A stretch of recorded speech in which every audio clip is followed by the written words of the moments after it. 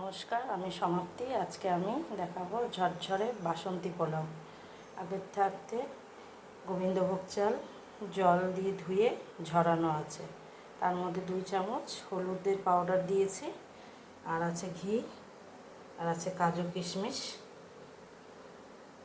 এটাকে একসাথে মেখে নেব।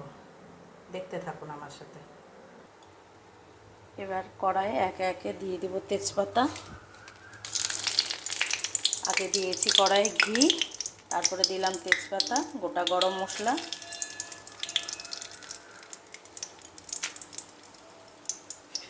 এবার একে একে কাজু কিশমিশগুলো দিয়ে দেব। এবার নাড়াচাড়া দিয়ে একটু ভাজা ভাজা করে নিই।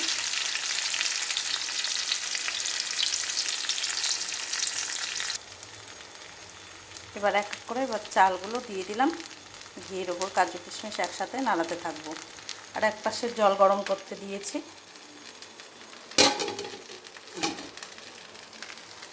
দেখতে থাকুন আমার সঙ্গে। 10 থেকে 15 মিনিট নাড়াচাড়া দেওয়ার পর এই গরম জলের মধ্যে আমি চালটিকে দিয়ে দিলাম।